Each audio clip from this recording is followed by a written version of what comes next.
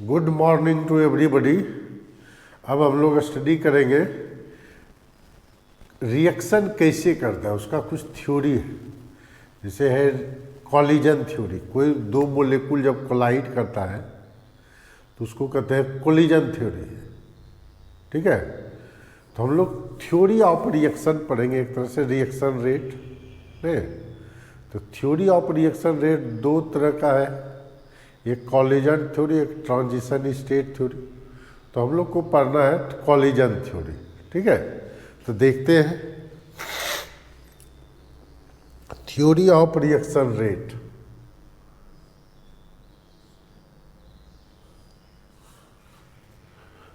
Theory of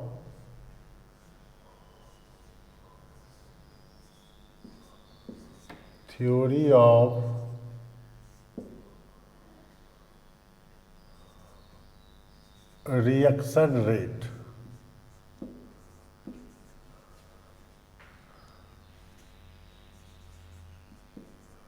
theory of reaction rate जो है, मतलब रिएक्शन रेट का थ्योरी दो तरह का होता है। ठीक है, important theory, important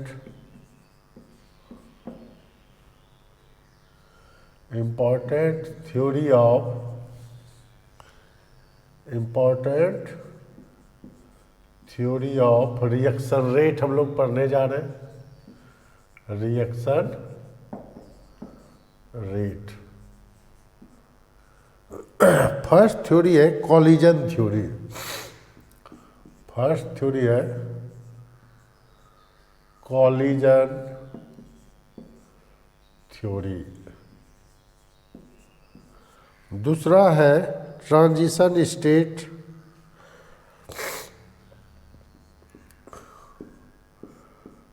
transition state theory. Transition state theory. तो हम लोग रिएक्शन रेट का थ्योरी पढ़ रहे हैं। तो रिएक्शन रेट का थ्योरी दिया था कॉलिजन थ्योरी, उसके बाद दिया था ट्रांजिशन स्टेट थ्योरी। तो हम लोग एक एक करके पढ़ते हैं। पहले कॉलिजन थ्योरी पढ़ते हैं। ठीक है, तो कॉलिजन थ्योरी कुछ बहुत ज़्यादा नहीं है, दो मोलेकुल जब कंबाइंड करता है, इफेक्टिव कोलिजन होना चाहिए। इफेक्टिव कोलिजन करके जब वो एक्टिवेशन एनर्जी को गेन कर लेता है, मतलब ट्रांजिशन स्टेट को पार कर लेता है, तभी प्रोडक्ट में कन्वर्ट होता है। ऐसा नहीं एक मोलेकुल 1 सेंटीमीटर क्यूब वॉल्यूम में बहुत सारा मोलेकुल कोलाइड करते रहता है। तो कोलाइड करने से सिर्फ प्रोडक्ट में कन्वर्ट नहीं होगा। प्रोडक्ट में कन्वर्ट करने के लिए ट्रांजिशन स्टेट को, एक्टिवेटेड कॉम्प्लेक्स को पार करना होता है। ठीक है, तो उसी के बारे में हम लोग पढ़ेंगे। उसी में पढ़ेंगे एक्टिवेशन एनर्जी में। तो हम लोग को पढ़ना है कॉलिजन थ्योरी। तो इसका लीजिए स्क्रीनशॉट, तब हम लोग लेते हैं कॉलिजन। देखिए कहता है कॉलिजन थ्योरी कहता है कि कटा नहीं है, important point of collision theory है for reaction two molecule must collide with each other. कहता है रिएक्शन, मान लीजिए कि H2 और I2 का होता है, H2 और I2 का होता है। तो मान लीजिए ये मोलेकुल है, must collide with each other. ये कोलिजन तो होना ही चाहिए, H2 और I2 का कोलिजन पहले होना चाहिए, तभी ये प्रोडक्ट में कन्वर्ट होता है। कहता है for reaction two molecule must collide with each other. फिर कहता है the collision between two molecule not converted into product. ऐसा नहीं है कोलिजन हुआ तो सब प्रोडक्ट में ही कन्वर्ट होगा, ऐसा पॉसिबल नहीं है। फिर कहता है only those collision converted into product which collide effectively. तो इफेक्टिवली कोलाइड होना चाहिए कि उसका कंडीशन होता है, कंडीशन ऑफ इफेक्टिव कोलाइड। देखिए कंडीशन ऑफ अब लिख देते हैं condition of effective collision. Effective collision, effective collision का कुछ कंडीशन होता है। इफेक्टिव कोलिजन, ठीक है। पहला कंडीशन है ए, मान लीजिए कंडीशन ए बी में लिखते हैं। पहला कंडीशन है कि प्रॉपर ओरिएंटेशन होना चाहिए। प्रॉपर ओरिएंटेशन फॉर कोलिजन, ठीक है। प्रॉपर ओरिएंटेशन का मतलब हुआ हेड ऑन कोलिजन होना चाहिए। नहीं, हेड ऑन कोलिजन मतलब क्या हो गया कि एच है, इधर से आई आया, ठीक है, आई आया, तभी ये कन्वर्ट होगा एच आई में, ठीक है, तभी ये एच आई में कन्वर्ट होगा, ठीक है। अब अगर मान लीजिए कि हम लोग कोलिजन प्रॉपरली ना हो, से एच है, कोलिजन इस तरह से हो जाए, आई ऐसे आ जाए, तो ये नॉट इफेक्टिव कोलिजन। ये जो कोलिजन हुआ ये नॉट इफेक्टिव कोलिजन हो गया। इफेक्टिव कोलिजन, ये हो गया इफेक्टिव कोलिजन। इफेक्टिव कोलिजन हो गया, ठीक है। पहला कंडीशन है प्रॉपर ओरिएंटेशन होना चाहिए, कोलिजन का ओरिएंटेशन होना चाहिए, हेड ऑन कोलिजन होना चाहिए। हेड ऑन कोलिजन जब नहीं होगा तो क्या होगा, प्रोडक्ट में कन्वर्ट नहीं होगा, ठीक है। जैसे समझने के लिए समझिए, आप लोग के लिए ज़्यादा समझ में आएगा। मेला जाते हैं घूमने, ठीक है, तो किसी लड़की से टकरा गए तो ऐसा नहीं है कि वहाँ प्यार हो जाएगा। वहाँ बहुत मेला में एक दूसरे से टकराते रहता है, लेकिन वही टकरा करके जब बात कर लीजिएगा तब वो हो गया इफेक्टिव। तो उसी तरह यहाँ पर जब दो मोलेकुल टकराएगा तो प्रोडक्ट में नहीं कन्वर्ट हो जाएगा। प्रोडक्ट में कन्वर्ट होने के लिए इफेक्टिव कोलिजन चाहिए। जैसे मेला में तो बहुत एक दूसरे से टकरा जाता है, भीड़ जहाँ है, मार्केट जाते हैं, एक दूसरे से बहुत टकरा जाता है, तो कोई किसी को गौर करके देखता भी नहीं है, नहीं। उसी तरह जब इफेक्टिव, जब चले जाइएगा रेस्टोरेंट में जाके गप कीजिएगा, सिंघाड़ा चाट खाइएगा, तो वो हो गया आपका प्रॉपर कोलिजन। उसी तरह प्रॉपर कोलिजन होगा, प्रॉपर ओरिएंटेशन के साथ कोलिजन होगा, तभी वो प्रोडक्ट में कन्वर्ट होगा। अदरवाइज प्रोडक्ट में कन्वर्ट नहीं होता है। सिर्फ रास्ता चलते बहुत लोग मिलता है, आया गया, थोड़े किसी से किसी को कोई मतलब होता है। तो उसी तरह यहाँ पर जब प्रॉपर कोलिजन होगा, इफेक्टिव कोलिजन होना चाहिए, तभी वो प्रोडक्ट में कन्वर्ट होता है, ठीक है। तो यही है condition of effective collision, proper orientation of collision. Second लिखते हैं, इसमें स्पेस नहीं है, इसको लिखिए, इसका लीजिए स्क्रीनशॉट। देखिए रिएक्टिंग, दूसरा जो कहता है reacting molecule must contain minimum energy which equal to threshold energy, ठीक है। रिएक्टिंग मोलेकुल का मिनिमम एनर्जी होना चाहिए, जो कि कहता है reacting molecule must contain minimum energy which is equal to threshold energy. Threshold energy के इक्वल होना चाहिए रिएक्टेंट मोलेकुल का मिनिमम एनर्जी, ठीक है। तो एक टर्म आता है एक्टिवेशन एनर्जी, कि एनर्जी बैरियर को जो क्रॉस करता है यही कहलाता है एक्टिवेटेड कॉम्प्लेक्स। ये है मेरा activated complex. Activated complex reactant है, कोलाइड करेगा, जो एक्टिवेटेड कॉम्प्लेक्स को पार करेगा वही प्रोडक्ट में कन्वर्ट होगा, अदरवाइज प्रोडक्ट में कन्वर्ट नहीं हो पाता है। अगर यहीं तक पहुंचा तो वो प्रोडक्ट में कन्वर्ट नहीं होगा। ठीक है, तो एक्टिवेशन एनर्जी क्या है? The excess energy that supply to reactant, इसको सप्लाई करेंगे in order to raise them to level threshold, ये थ्रेशोल्ड एनर्जी के लेवल में चला जाता है, तब उसको या ट्रांजिशन स्टेट भी बोलते हैं, उसको एक्टिवेटेड कॉम्प्लेक्स भी बोलते हैं। तो वही है, the excess energy is that supply to reactant molecule in order to raise them to level of threshold energy is called activation energy. तो यही इसी को सप्लाई किए हैं, यही है मेरा एक्टिवेशन एनर्जी। यहाँ से यहाँ है मेरा एक्टिवेशन एनर्जी। ठीक है, यहाँ से यहाँ है मेरा एक्टिवेशन एनर्जी, यहाँ से यहाँ जो है वो थ्रेशोल्ड एनर्जी है। एक्टिवेटेड कॉम्प्लेक्स टू बॉटम तक, 0 तक, वो हो गया क्या चीज़? Threshold energy. प्रोडक्ट का एनर्जी और एक्टिवेटेड कॉम्प्लेक्स के बीच का एनर्जी इसी में ना सप्लाई किए हैं, तब ये गया, तब यहाँ तक आया, ये मिनिमम एनर्जी गेन किया। तो थ्रेशोल्ड एनर्जी ये हुआ।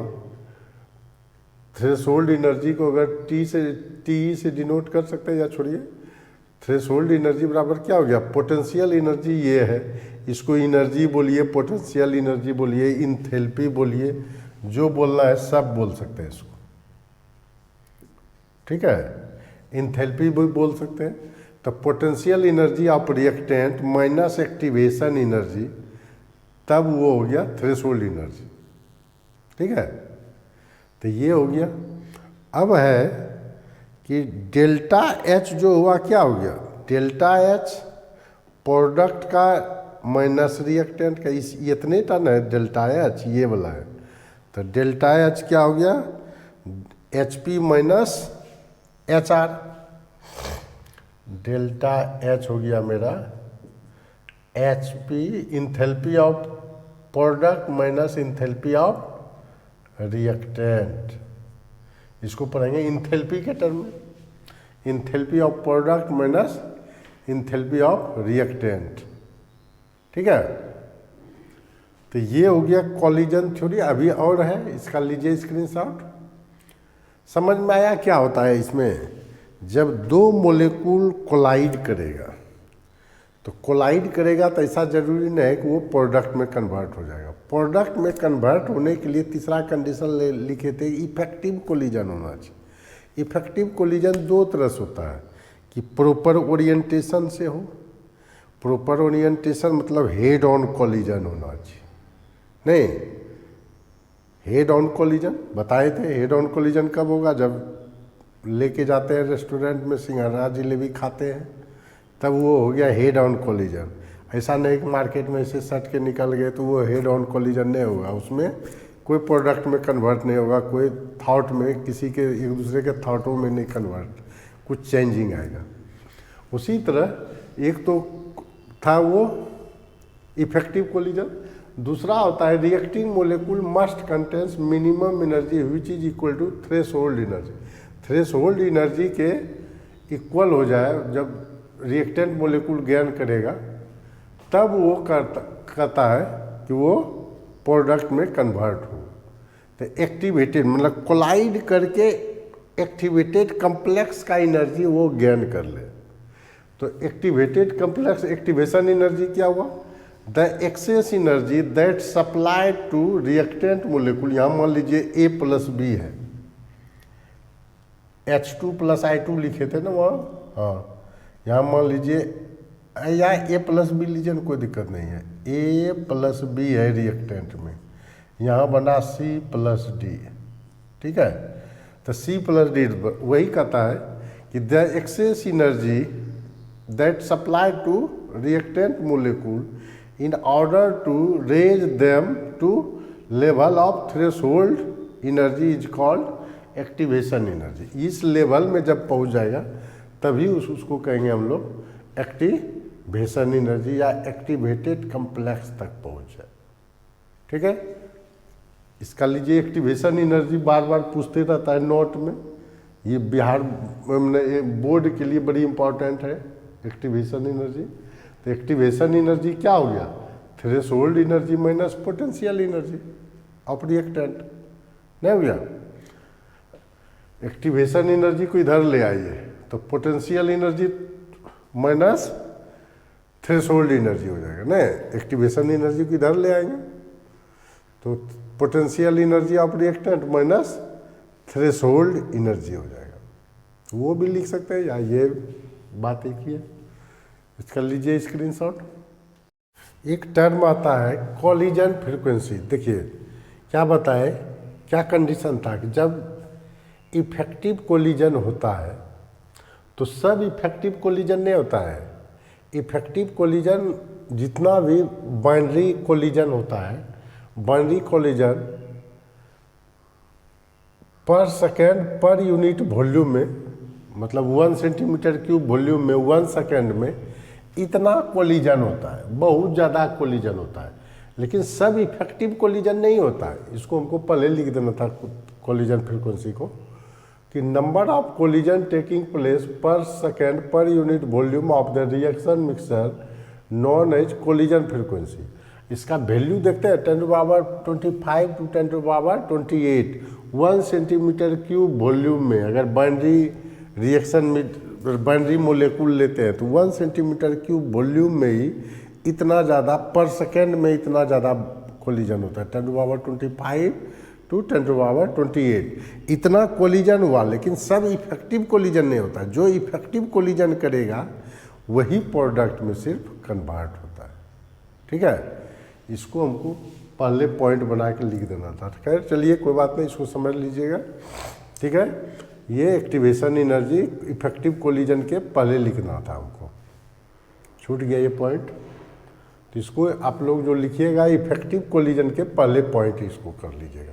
तो क्या हुआ फाइनली कोलिजन थ्योरी कहता है कोई भी रिएक्टेंट कोलाइड करेगा तभी वो प्रोडक्ट में कन्वर्ट होगा। तो कोलिजन जो होना चाहिए, कोलिजन जो होता है वो पर यूनिट वॉल्यूम में पर सेकेंड इतना होता है। ठीक है, लेकिन कोलिजन वही इफेक्टिव प्रोडक्ट में कन्वर्ट होगा जो इफेक्टिव कोलिजन करेगा। इफेक्टिव कोलिजन जो करेगा तो इफेक्टिव कोलिजन के लिए कंडीशन था कि हेड ऑन कोलिजन होना चाहिए। तो हेड ऑन कोलिजन और ये था क्या कहते हैं रिएक्टिंग मोलेकुल थ्रेशोल्ड एनर्जी के मिनिमम एक्वायर कर लेना चाहिए एनर्जी, तभी माना जाता है इफेक्टिव कोलिजन है। कोलिजन तो बहुत ज़्यादा होता है, देखते हैं 1 सेंटीमीटर क्यूब वॉल्यूम में 10⁻25 टू 10⁻28 होता है। लेकिन ये इफेक्टिव कोलिजन नहीं है। प्रोडक्ट के लिए हमको इफेक्टिव कोलिजन जानना है। ठीक है, तो ये जानिए कोलिजन फ्रीक्वेंसी क्या हुआ, number of collision taking place per second per unit volume of the reaction mixture known as collision frequency. इसका वैल्यू जो होता है ये कभी कभी ऑब्जेक्टिव में दे सकता है 10⁻25 टू 10⁻28 हो सकता है आपको 10⁻27 ही दे दे तो 10⁻27 मार देंगे। सॉरी 10⁻26 ही दे दे तो वही मार देंगे। उसके बीच में जो भी होगा उसको टिक मार दीजिएगा इफेक्टिव कोलिजन फ्रीक्वेंसी में। ठीक है, तो ये हो गया कोलिजन थ्योरी। अब हम लोग पढ़ेंगे आर्हेनियस इक्वेशन। इसका लीजिए स्क्रीनशॉट। देखिए Arrhenius gave a relationship between the temperature and rate constant of reaction is called Arrhenius equation। Arrhenius ये जो K जो है, K क्या है, रेट कांस्टेंट है,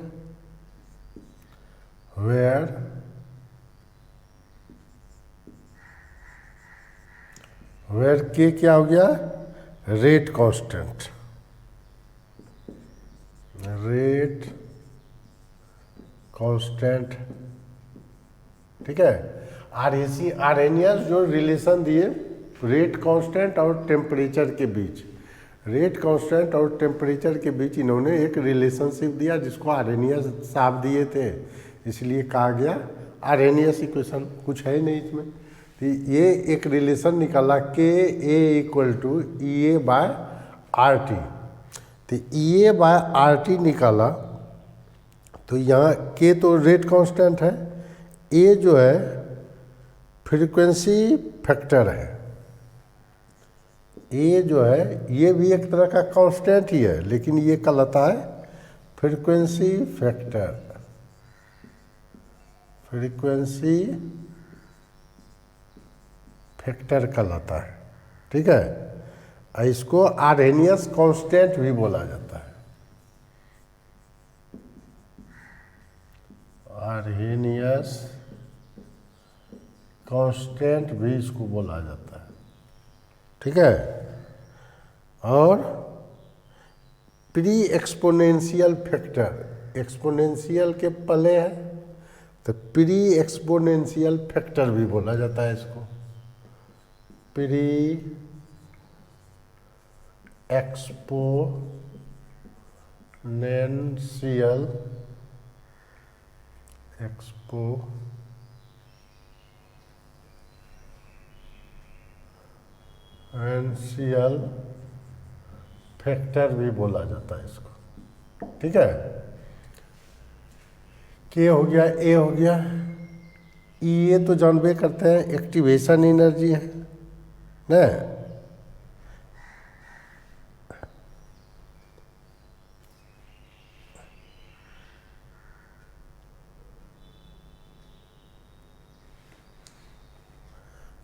ये है एक्टिवेशन एनर्जी। आर जानते ही हैं क्या होता है, gas, universal gas constant, universal gas constant है। ठीक है, टी तो हर कोई जानता है, टी क्या है, टेम्परेचर है, टेम्परेचर है। ठीक है, ये टेम्परेचर है। ई एक्सपोनेंशियल कांस्टेंट हुआ ना, ई क्या हो गया, एक्सपोनेंशियल कांस्टेंट हो गया। ठीक है, यही है आर्हेनियस इक्वेशन, ये इन्होंने रिलेशन दिया। अब इस रिलेशन को आगे हम लोग डिराइव करके पढ़ते हैं। ठीक है, इसका स्क्रीनशॉट लीजिए तब इसका आगे पढ़ते हैं। आर्हेनियस इक्वेशन बहुत इंपॉर्टेंट है, इस पर बहुत ज़्यादा आईआईटी मेडिकल में क्वेश्चन पूछा जा रहा है, ये बहुत इंपॉर्टेंट है। कॉलिजन थ्योरी करके आपको ऑनर्स में पूछेगा, उस क्वेश्चन आईआईटी मेडिकल का नहीं होता है, उसका कंसेप्ट का ज़रूरत होता है सिर्फ। एक्टिवेशन एनर्जी क्या है, थ्रेशोल्ड एनर्जी क्या है, कॉलिजन फ्रीक्वेंसी क्या है, यही सब उसका कंसेप्ट का ज़रूरत है, उससे क्वेश्चन नहीं जनरली नहीं पूछा जाता है। क्वेश्चन इसी पर आर्हेनियस इक्वेशन पे बहुत ज़्यादा पूछा जाता है। ठीक है, तो इसका स्क्रीनशॉट लीजिए, इसको और डिराइव करते हैं। हम लोग आर्हेनियस इक्वेशन पढ़े, रेट कांस्टेंट के equal to A E to the power minus A by R T. सब चीज़ को हम लोग लिख लिए थे कि रेट कांस्टेंट है, फ्रीक्वेंसी फैक्टर है, activation energy, gas constant, temperature, exponential constant, सब चीज़ लिख लिए थे। अब अगर taking L N both side, taking L N both side, दोनों साइड एल एन लेते हैं तो क्या होता है, एल एन के यानी बेस ई है, L N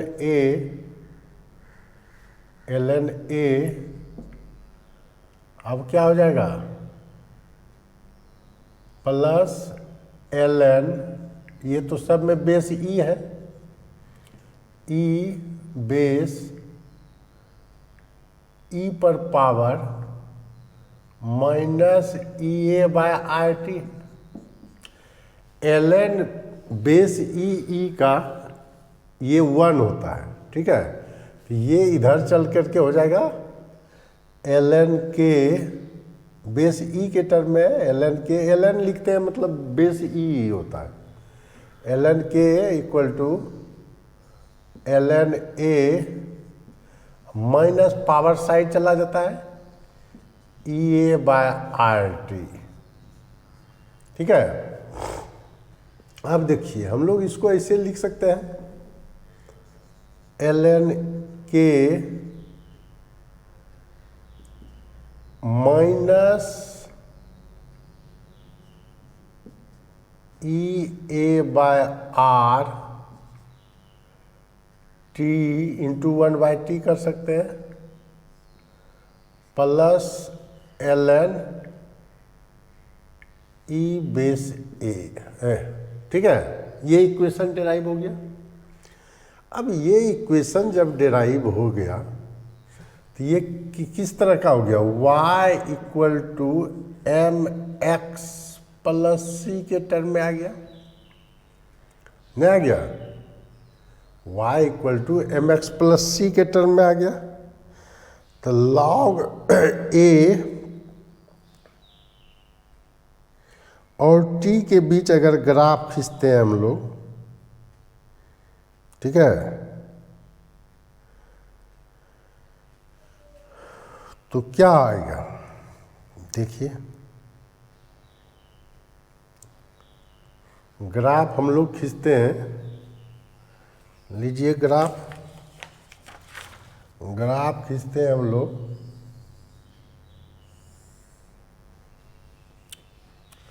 one by T है, 1/t और इधर लेते हैं लॉग के, एल एन के लीजिए अभी, तब लॉग के टर्म में भी खींचेंगे एल एन के बेस ई है, ठीक है। तो इसका जो जाएगा देखते हैं निगेटिव स्लोप है minus E A by R, तो इस तरह से स्लोप जाएगा आपका निगेटिव स्लोप, नहीं निगेटिव स्लोप जाएगा तो ये मेरा थीटा होता है। तो स्लोप क्या हो गया, स्लोप हो गया equal to tan theta equal to minus E A by R हो गया, minus E A by R आ गया, नहीं स्लोप टेन थीटा। अब देखिए ये लॉग के तो पूरे हैं, यहां से यहां जो माना जाता है ये क्या है, एल एन ई बेस ए है, ठीक है, ये होगा। तो ये इस इक्वेशन को थोड़ा आगे बढ़ाए तो इस फॉर्म में आया। अब इस इक्वेशन को और थोड़ा आगे बढ़ाते हैं, ठीक है। जब इसको और आगे बढ़ाएंगे तो अब देखिए एल एन के टर्म में है, अब हम लोग लॉग में कन्वर्ट कर देते हैं, ठीक है। जब लॉग में कन्वर्ट करते हैं तो 2.303 आ जाता है, आता है ना। लॉग एल एन को ये जानिए, आप लोग नहीं जानते, तो बहुत बार बताए हैं। इसको लॉग में कन्वर्ट कर देते हैं, लॉग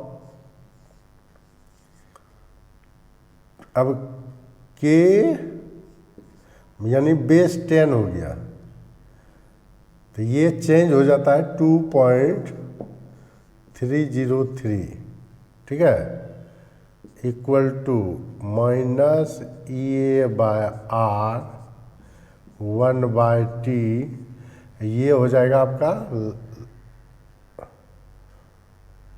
लॉग ए बेस 10 हो गया, और ये भी हो जाएगा 2.303 के साथ, ये हो जाएगा 2.303 लॉग अब लॉग लिख दिए। अब लॉग के फिर इसी फॉर्म में लाते हैं, तो लॉग के बेस 10, मतलब लॉग है तो बेस 10 में लेते हैं, तो ये क्या हो जाएगा माइनस EA बाय 2.303 और 1/t आया। ठीक है, और इसको इधर ले गए तो ये डिवाइड हो जाएगा, तो क्या बच जाएगा लॉग बेस 10A। इस इक्वेशन के लिए ग्राफ ये है। अब इसके लिए अगर ये भी तो हो गया y = mx + c, तो अगर इसका ग्राफ खींचते हैं तो इस बार सिर्फ स्लोप चेंज हो जाएगा ना। इसके लिए ग्राफ जब खींचते हैं, यहाँ खींच देते हैं, तो क्या हो जाएगा 1/t, इधर हम लोग लेते हैं log k। ठीक है, ये भी निगेटिव स्लोप है, negative slope with theta angle, slope क्या हो गया tan थीटा। यहाँ पर क्या हो जाएगा minus EA by 2.303R, minus EA by 2.303R इसका स्लोप हो जाएगा। इस बार नहीं हो जाएगा, और ये जो वैल्यू है ये हो जाएगा लॉग, ये 10 बेस है, ये हो जाएगा वैल्यू लॉग 10 बेस A। तो स्लोप चेंज हो गया, बेस 10 के टर्म में लिए तो स्लोप चेंज हो गया।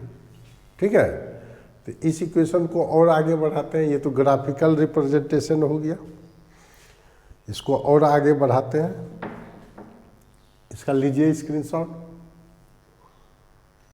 तो हम लोग क्या पढ़ लिए, आर्हेनियस इक्वेशन क्या पढ़े, आर्हेनियस इक्वेशन हम लोग पढ़ लिए क्या चीज कि k = a e⁻−EA/RT पढ़े। अब देखिए दोनों तरफ ln पढ़े लिए थे, ln k बराबर ln a माइनस ये पावर इधर हो जाता था, क्या चीज EA/RT। ठीक है, अब देखिए व्हेन टेम्परेचर, लॉग के टर्म में चेंज कर लीजिए या बाद में कर लेंगे। When temperature becomes T1 and T2, then rate constant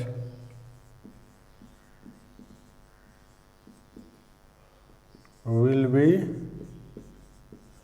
K1 and K2।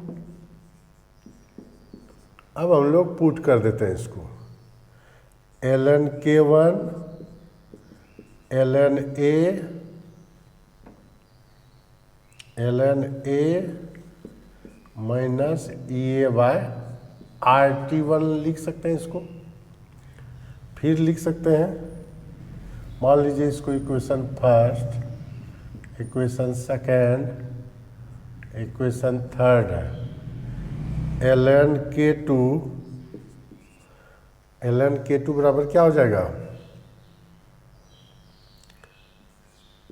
ln K2 बराबर हो जाएगा ln A minus EA/RT2, equation 4 मान लीजिए। इक्वेशन थर्ड माइनस इक्वेशन 4 कर देते हैं। ठीक है, equation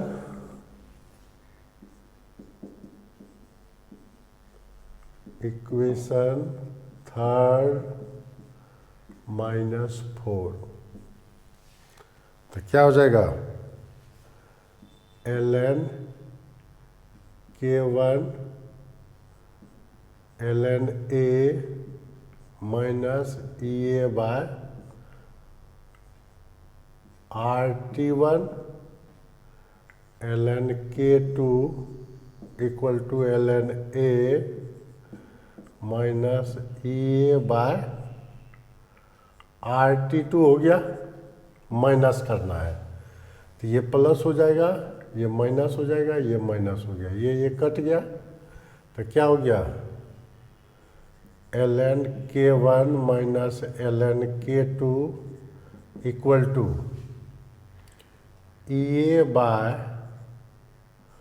RT2 minus EA by RT1 लिख सकते हैं हम लोग, EA बाय RT1। अब देखिए ln A minus ln B क्या होता है, ln A बाय B, तो इसको लिख सकते हैं ln K1 by K2 equal to EA by R common ले लीजिए, 1 by T2 minus 1 by T1।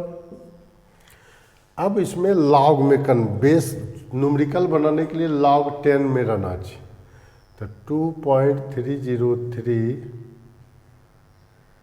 log अब कन्वर्ट कर दिए K1 बाय K2 बराबर EA by R1 by T2 minus 1 by T1, तो log K1 by K2 equal to EA by 2.303 R 1 by T2 minus 1 by T1 हो गया, T1 हो गया। इस इक्वेशन को कहा जाता है, this equation is known as Van't Hoff equation, ठीक है, इसको हम लोग पढ़ेंगे Van't Hoff equation. This equation is known as, this equation is known as Bond's half equation, Bond half equation. तो आर्हेनियस इक्वेशन को हम लोग कन्वर्ट कर दिए बॉन्ड हाफ इक्वेशन में, तो इसी पर ज़्यादातर न्यूमेरिकल पूछा जा रहा है, ठीक है। आर्हेनियस इक्वेशन को हम लोग आगे लेके बढ़ गए, ग्राफ वगैरह सब पढ़ लिए, इसके बीच का log 10 के बीच का भी ग्राफ पढ़ लिए नहीं, तो ये हो गया आपका मेनली आर्हेनियस इक्वेशन यही है, ठीक है। तो इसको लिखिए, इसका पॉज करके लिखिए। देखिए टेम्परेचर कोफिशिएंट क्या होता है, ये एक टर्म अलग पहले भी पढ़े थे हम लोग। टेम्परेचर कोफिशिएंट क्या होता है, दो टेम्परेचर कांस्टेंट के बीच का जब टेम्परेचर डिफरेंस 10 डिग्री हो जाता है तब उसको बोला जाता है, उसका रेशियो को बोला जाता है टेम्परेचर कोफिशिएंट, ठीक है। तो टेम्परेचर कोफिशिएंट क्या हो गया, the temperature coefficient of a reaction is ratio, ये रेशियो है of reaction rate constant at two different temperature differing by 10 degree. ये 10 डिग्री ज़्यादा है, ये 10 डिग्री कम है, तो 10 डिग्री का डिफर हो गया, तो इसी का रेशियो कहलाता है temperature coefficient.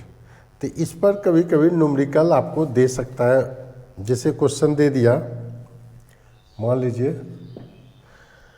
For particular reaction, for particular reaction, कहता है for particular reaction temperature coefficient is 2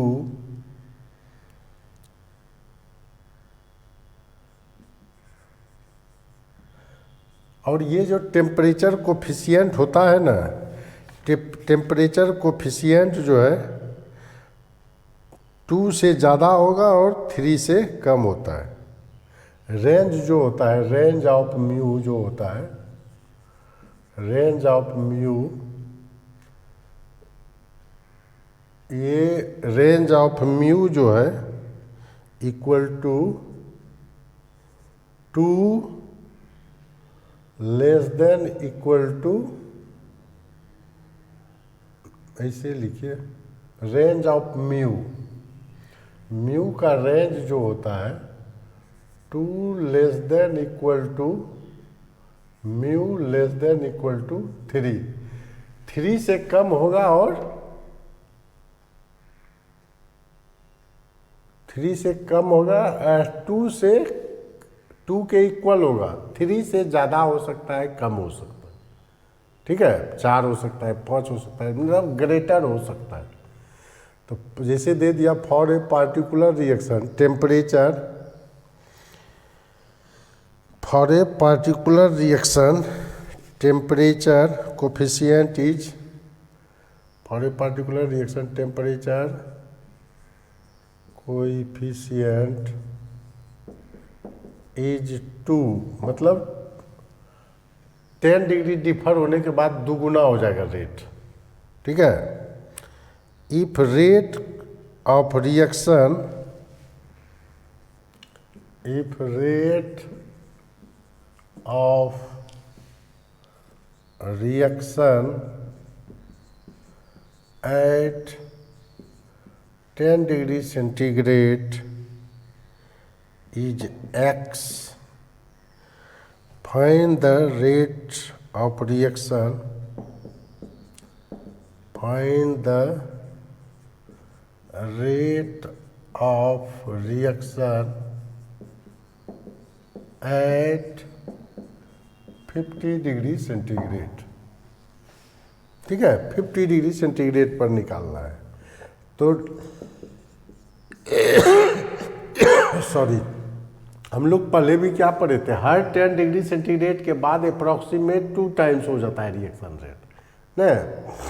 यहाँ दिया हुआ है टेम्परेचर कोफिशिएंट 2 है, मतलब 2 टाइम्स ही हो रहा है, ज़्यादा नहीं हो रहा है, होने का 3 टाइम्स भी होगा, 4 टाइम्स भी होगा रिएक्शन रेट।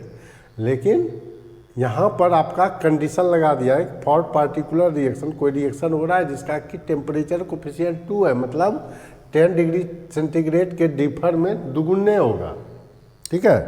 जब दुगुना ही होगा तो एक तरफ लीजिए टेम्परेचर, टेम्परेचर कहाँ है 10 डिग्री, 10 डिग्री पर है x, इधर है रेट, 50 डिग्री का 10 डिग्री डिफर करेंगे तो 20 डिग्री होगा, 20 डिग्री 2x हो जाएगा, 40 डिग्री 30 डिग्री पर 10 डिग्री न डिफर होता है तो ये हो जाएगा आपको 4x, दुगुना होते जाएगा। 40 डिग्री सेंटीग्रेड पर कितना हो जाएगा 8x, 50 डिग्री सेंटीग्रेड पर कितना हो जाएगा 16x हो जाएगा। तो यही हो गया 50 डिग्री सेंटीग्रेड पर रेट जो हो जाएगा कितना हो जाएगा 16x हो जाएगा, ठीक है। इस टाइप का क्वेश्चन देता है। हम लोग वो जो ग्राफ पढ़े थे आर्हेनियस इक्वेशन का, उस पर भी एगो बनाते हैं। इसका लीजिए ये स्क्रीनशॉट, जिसे ये क्वेश्चन दे दिया find the value of EA, negative slope है 1/t और लॉग के बीच खींचा है। तो हम लोग जो एंगल लेते थे ये थीटा लेते थे। तो सबसे पहले हम लोग निकालेंगे क्या चाहिए, थीटा बराबर क्या हो जाएगा 180 माइनस 60, 120 डिग्री लेते थे, 120 डिग्री हो गया। अब हम लोग क्या लेते थे स्लोप, स्लोप बराबर लेते थे tan थीटा, tan थीटा बराबर लेते थे, इस केस में क्या था लॉग के बेस में माइनस EA बाय 2.303 R था। न। अब देखिए minus E A by 2.303 R है। Tan theta 120 degree, tan 120 degree, 120 degree बराबर क्या हो जाएगा minus E A by 2.303 R. अब देखिए टेन 120 डिग्री कितना होता है √3 होता है न। Tan 120 degree √3 equal to minus हो जाएगा ना, माइनस 120 डिग्री माइनस √3, टेन 30 होता है √3 और minus √3 equal to minus E A by 2.303 R हो गया।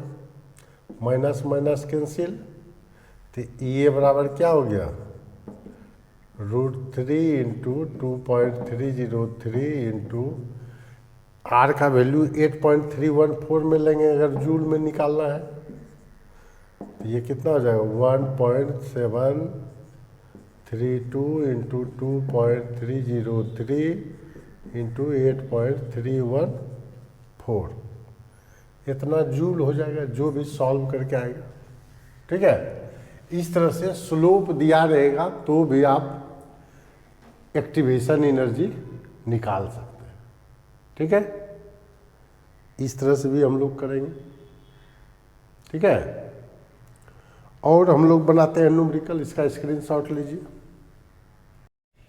देखिए यहाँ जो दिया हुआ है टेम्परेचर डिफरेंस दिया हुआ है 10 डिग्री, T1 है 25 और T2 है 35, यानी K2 बाय K1 जो होगा वही क्या हो जाएगा टेम्परेचर कोफिशिएंट हो जाएगा। यानी क्या हो गया KT plus T by KT, यही ना होता है म्यू, ये यानी क्या हो गया K2 by K1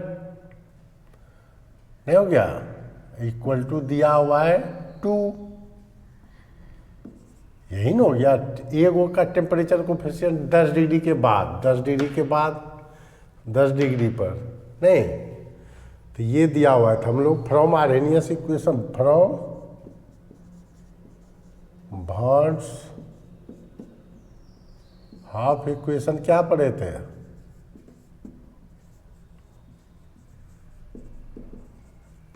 log K2 by K1 equal to E A by 2.303 R 1 by T1 minus 1 by T2 पढ़े थे। T1 और T2 को केल्विन में चेंज कर लीजिएगा। T1 है 25 डिग्री सेंटीग्रेड, यानी 225 प्लस 273 298 केल्विन हो गया। T2 35 डिग्री सेंटीग्रेड है, 35 प्लस 273 8 कितना हो गया 10 डिग्री का पर 308 हो जाएगा है 308 के। तो देखिए लॉग K2 बाई K1 दिया हुआ है आपको, टेम्परेचर कोफिशिएंट दे दिया है log 2 K2 बाई K1 दिया हुआ है 2, EA निकालना है EA बाय 2.303 R का वैल्यू पुट कीजिएगा कितना 8.314 1 बाय T1 कितना है 298 माइनस 308। तो log 2 का वैल्यू जानबे करते हैं 0.3010 EA बाय 2.303 8.314 ये हो जाएगा 308 माइनस 298 बाय 298 इंटू 308, ये हो गया। अब देखिए ये बराबर क्या हो जाएगा। अब अगर ये को हम लोग इधर ले आते हैं तो ये बराबर क्या हो जाएगा, एक बार लिख लेते हैं, नहीं तो 0.3010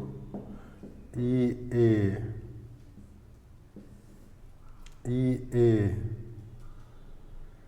बाय 2.303 8.314 10 बाय 298 इंटू 308 हो गया। ई ए बराबर क्या हो गया, ये बराबर हो जाएगा 0.301 into 2.303 into 8.314 into 298 into 308 by 10 हो जाएगा। ठीक है, इतना जो निकलेगा ये आपका निकलेगा जूल में। ठीक है, ऐसे ही देखिए बहुत ज़्यादा हो जाएगा, 0.2 ये हो जाएगा 0.693 और वो मान लीजिए 0.8, फिर भी बहुत ज़्यादा है। तो ये जो निकलेगा आपको बाय 1000 कर देंगे, ये तो जूल में निकला, इतना जूल हो गया। तब इसको फिर 0.301 into 2.303 into 8.314 into 298 into 308 by 10 into 1000 से डिवाइड करेंगे, तब ये क्या हो जाएगा, किलो जूल हो जाएगा। ये अब हो गया किलो जूल, तो इसका वैल्यू हो जाएगा 52.31 किलो जूल। इस तरह से एक्टिवेशन एनर्जी निकालेंगे। कुछ नहीं, टेम्परेचर कोफिशिएंट दिया हुआ है, नहीं तो रेट कांस्टेंट अलग अलग टेम्परेचर पे दिया रहता, बात एक ही है। ठीक है, इसका लीजिए स्क्रीनशॉट, बढ़िया क्वेश्चन है। देखिए टेम्परेचर आपको दिया हुआ है, एक्टिवेशन एनर्जी भी दिया हुआ है, ई दिया हुआ है आपको 19137 जूल पर मोल। टेम्परेचर दिया हुआ है 727 डिग्री सेंटीग्रेड, तो 727 प्लस 273, तो ये हो गया 1000 केल्विन। ए दिया हुआ है आपको, फ्रीक्वेंसी फैक्टर 100 है। तो लगाइए Arrhenius equation from Arrhenius equation. Arrhenius equation क्या पढ़े थे हम लोग, लॉग के equal to log A minus E A by 2.303 R T, यही पढ़े थे। हमको के निकालना है। ठीक है, reaction for find the reaction rate constant, K निकालना है, के बराबर क्वेश्चन मार्क। ठीक है, तो लॉग के लॉग 100 मिनट ये दिया हुआ है, लॉग 100 माइनस ई ए दिया हुआ है कितना 19137 बाय 2.303, आर होता है 8.314, टी दिया हुआ है 1000। ठीक है, अब देखिए लॉग ये कितना होता है 2 10⁻², तो लॉग के इक्वल टू लॉग 10 स्क्वायर लिख सकते हैं, लॉग 10 स्क्वायर लिखेंगे और देखिए 8 दूना 16, 1 17, 19,000, ये करीब करीब ये जो आएगा -1, ये करीब करीब आपका आ जाएगा, इतना है।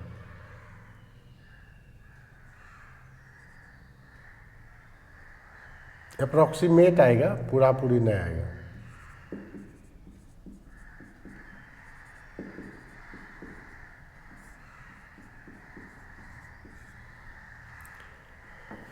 इसको क्या लिख सकते हैं, लॉग के, इसको हम लोग लिख सकते हैं लॉग के इक्वल टू 2 log 10 माइनस ये कट करके पूरा कट जाएगा 1, ठीक है। तो ये 2 - 1 यानी 1 हो गया। तो के बराबर क्या हो जाएगा, log के 1 कब होता है, log के बराबर इसको लिख सकते हैं log 10, यानी के बराबर हो जाएगा 10। रेट कांस्टेंट जो यहाँ होगा 10 होगा, ठीक है। इस तरह से भी क्वेश्चन पूछा जाता है। इसका लीजिए स्क्रीनशॉट। देखिए कहता है rate of reaction triples when temperature changes from 20 degree to 50 degree, यानी क्या था,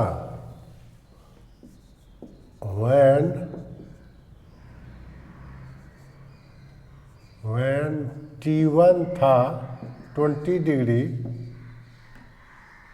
यानी 20 + 273, यही ना होता है।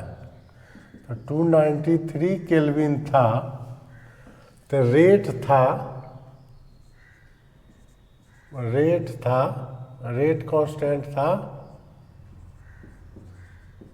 कांस्टेंट था K1, ठीक है। कहता है when T2 becomes 50 degree centigrade, 50 + 273, तो ये हो गया 323 केल्विन। तो रेट हो गया, रेट कांस्टेंट K2 जो हो गया 3K1 हो गया, ठीक है। अब हम लोग लगाते हैं वो mot of equation from bonds of equation लगा दीजिए। क्या हो जाएगा,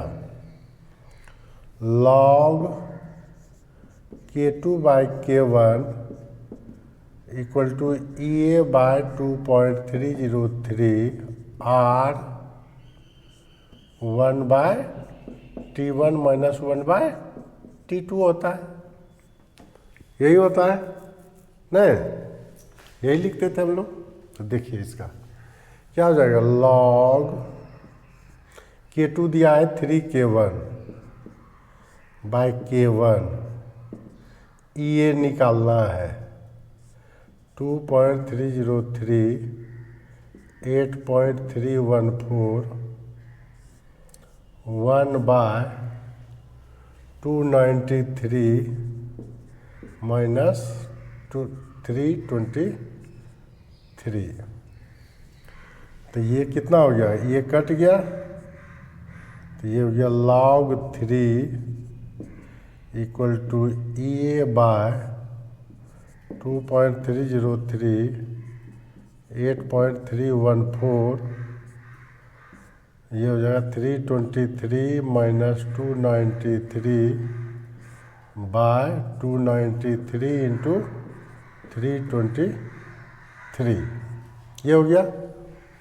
अब इसको क्या लिख सकते हैं, log 3 equal to EA by 2.303 into 8.314, ठीक है, 8.314, ये कितना हो जाएगा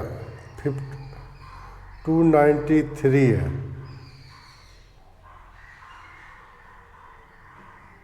हम्म 293 है, फर्क हो गया 30 का, 30 बाय 293 इंटू 323, ठीक है। अब है log 3 का वैल्यू जो होता है कितना होता है, 0.477 होता है।